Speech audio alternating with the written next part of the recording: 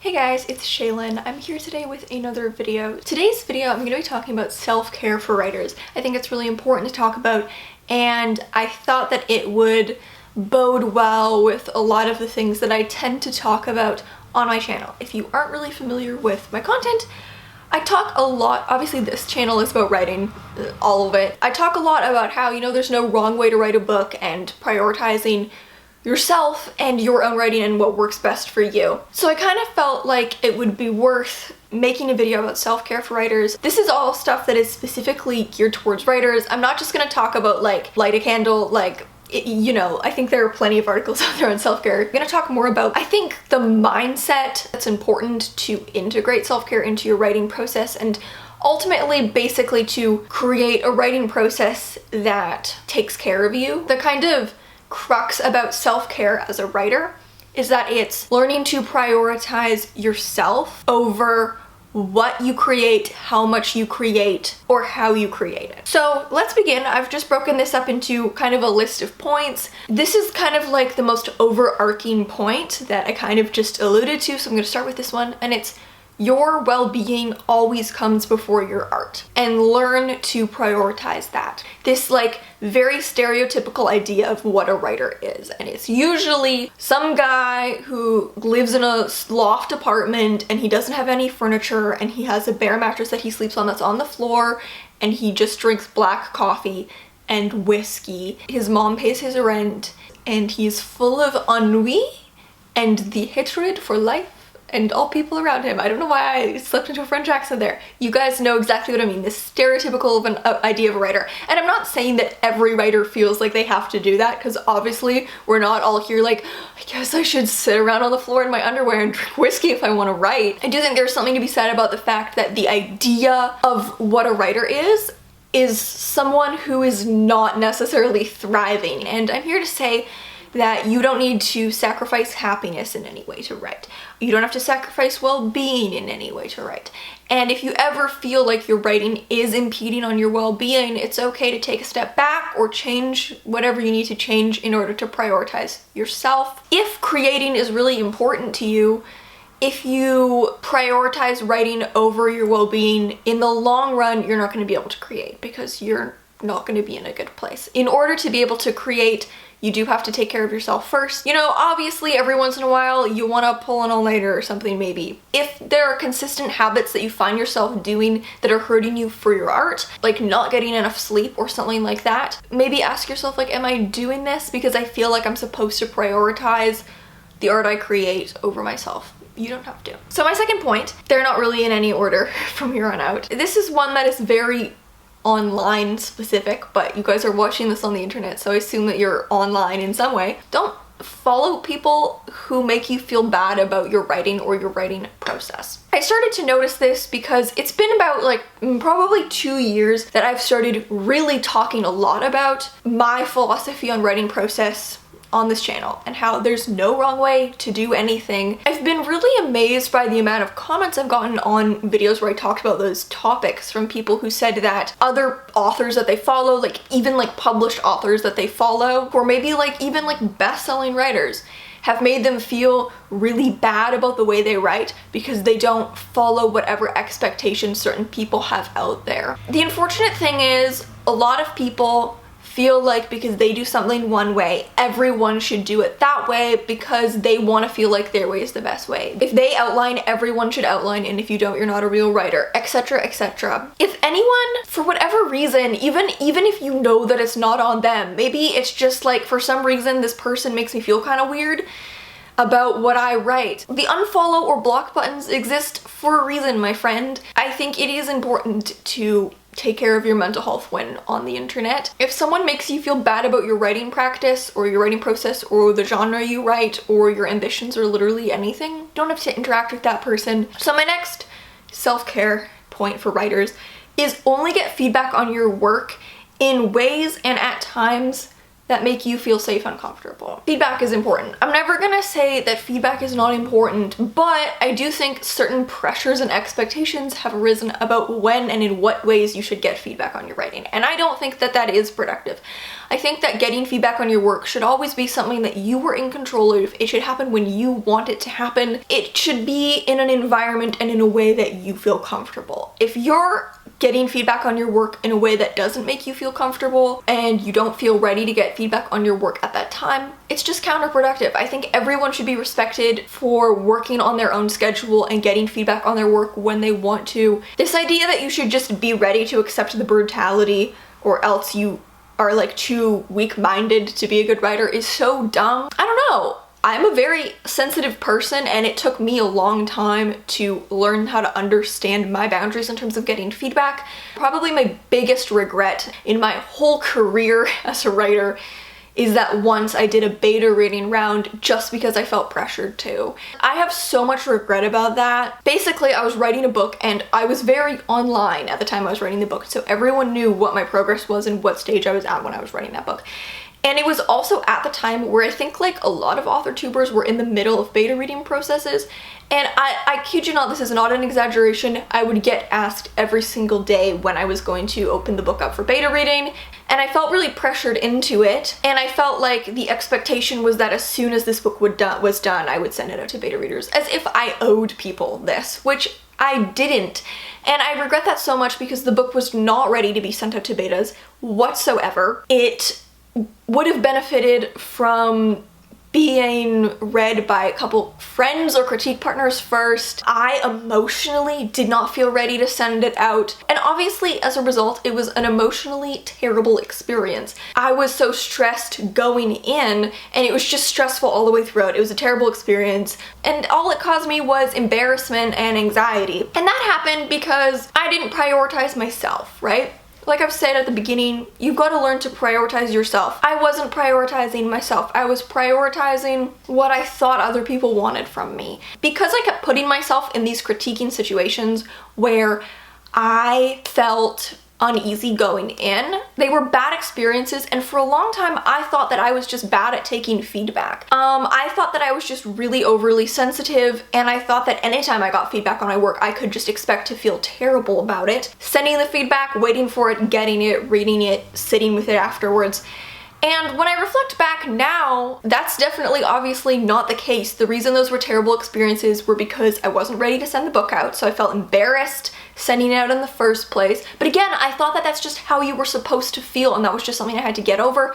I was entering critiquing situations where I didn't feel safe or respected. So for a while, I just thought that I was too sensitive and that this was what it was always going to be like. It wasn't until I got into my university workshops where finally I was in critiquing situations where I felt like I was being respected. I remember actually the first workshop I ever had, for the days leading up to it, I remember thinking, I have to make sure I don't cry during this workshop because I bet I will. Knowing me historically and my experience with getting feedback on my work, I might cry. I have to not cry. And then the workshop was fine. It was great. Crying never came up. I left feeling like I was respected as a human being, which really should be a baseline there.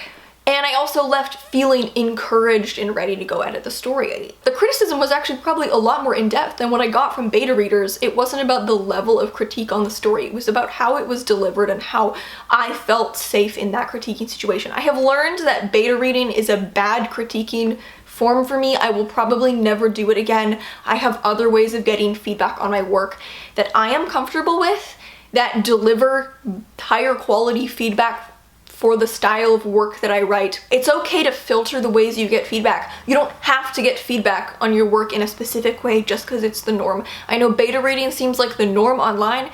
Let me tell you, I know a lot of published writers that I've met through my university program. None of them do beta reading. None of them have beta readers. If something doesn't make you feel comfortable, you don't have to get feedback on your work in that way. If you don't feel ready to share a piece, you don't have to share it at that point in time.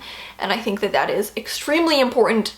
I have a whole video on getting feedback on your writing that I will leave a link to if you're interested in some of my thoughts on that. Don't like self-flagellate, for lack of a better word, by reading negative reviews. There are differing opinions on this. A lot of people will say, hey, just don't read your reviews. And I think if you think that that would be unhealthy or unsafe for you, that is a very fair boundary to draw.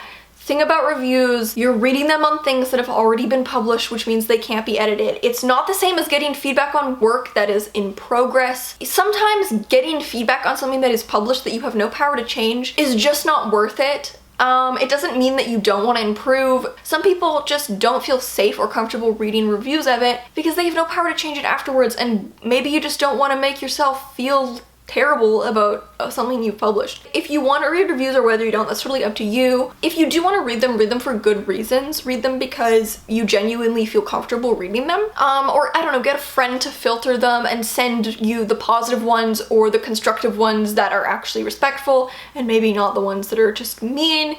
You know, keep in mind, reviews were not written with the author in mind. A lot of them are not written with the tone of respect that you would expect if you were getting feedback sent to you directly. So for that reason, not all of them are necessarily safe to read for some people. Obviously, some people are totally fine reading their reviews and they're comfortable with that, and that's cool. It's up to you, but don't feel like you have to, and don't do it for bad reasons. If you know that it's a habit of yours that you tend to forego sleep, food, shower, etc. because of writing, try to do those things before you start writing. I definitely noticed this with myself, that if I start writing and I'm really on a roll, I don't want to stop writing to go eat dinner because I don't want to break the flow. I just want to keep writing. I have learned maybe I should eat dinner or eat something before I start writing, so that if I do get on a roll and I do end up, you know, not wanting to stop writing, I'm not going to be sitting there starving and then at 2 a.m. like cooking up a pot of rice. For me, another big one, I used to write really late at night. That was my thing. I was a night writer. I would start writing at like 11 and I would write until like 2. In many ways, this was really unhealthy for me because first of all, writing makes my brain super active, and so it's really hard to fall asleep if I've just been writing. Second of all, same thing would happen. If the writing is going really well and I end up on a roll, I would just end up staying up ridiculously late, even if I had to wake up early the next day, and I am someone who needs so much sleep. That was really unhealthy, and so I started moving my writing sessions earlier in the day so that sleep wouldn't really be an issue, and I probably should have actually put this at the beginning, but I'm putting it in the middle. Work in the way that works for you, even if it doesn't work for other people. Okay, I've talked about this so many times in so many videos, but I'm reiterating it here because it is really important for this topic. Work how you like to work. How other people work doesn't matter. If someone suggests something and you're like, I want to try that, and it works for you, that is awesome. But don't feel like you have to work in a certain way because other people do, because other people say you do. So I did a video a couple weeks ago, couple months ago, I don't know when I'm posting this, called Should You Write Every Day, where I talked about my experience trying to write every day for a month. And I said, yeah, this was great, but it wasn't sustainable, and you obviously don't have to write every day if you don't want to. There were still so many comments on that video from people either saying, yeah, you should write every day, that is my belief that every writer should write every day if they're serious, or there were also a bunch of comments from people saying, writing every day will make your writing terrible, I won't read work by people who write every day.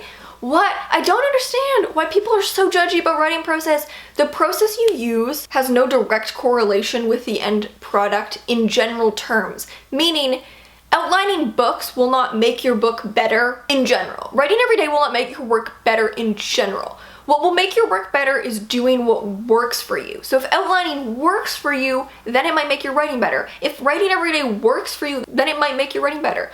But if the reverse is true, if it doesn't work for you, then the reverse might also be true, and it might make your writing worse, or it won't make your writing better. It is totally 100% okay to not do things, even if you feel like it's what you're supposed to do. And by this I mean schedules.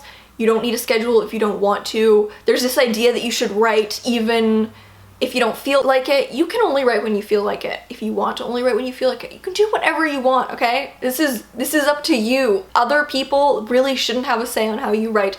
If you don't want to have schedules, if you don't want to have word counts, if you don't want to use an outline, whatever. It's up to you. People are really weird about outlining. That's the one that people get really weird about. If you want to outline, please outline. If you don't want to outline, please don't outline. It's a personal choice. The fact that other people think that they have a stake and a say in whether other people outline is really the stupidest thing ever. Which leads into my next point, which is very similar. If you try a practice or process or whatever, or habit, and it makes you feel unwell or stressed or bad about yourself in your work, stop doing it. It is great to try new things. I think it's awesome to experiment with your writing process because you sometimes don't know what will work for you until you try it. If you do try something and you notice it has a negative effect on you, just get rid of it, no matter what other people say, okay? What other people say doesn't matter. Get rid of processes that make you feel bad about yourself or your writing. So my next tip is try to create rewards for writing successfully rather than punishments for not writing. I personally don't really use reward systems in my work, but they do work for some people. So if you want to implement some kind of reward system, which again, if it works for you, totally do it. My recommendation would be to try and use rewards for writing rather than punishing yourself for not writing. I think that that's just healthier long term because you'll see writing as a positive thing rather than framing not writing as a negative thing. I think it's better to see not writing as a neutral thing, and sometimes even a positive thing. Like if you need a break, like it could be a positive thing, and producing as a positive thing. I think it's kind of not that productive to see producing as a neutral and not producing as a negative. Rewards can definitely work. I used to do a reward because I buy a lot of books, as you guys can tell, based on my background. When I had writing reward systems, which I don't use them anymore, it's been years since I used them. The way that I would do my writing rewards would be, if I met my writing goal for the month, then I could go buy the books that I wanted at the bookstore. And if I didn't, then I couldn't. Or obviously you don't need reward systems if you don't want.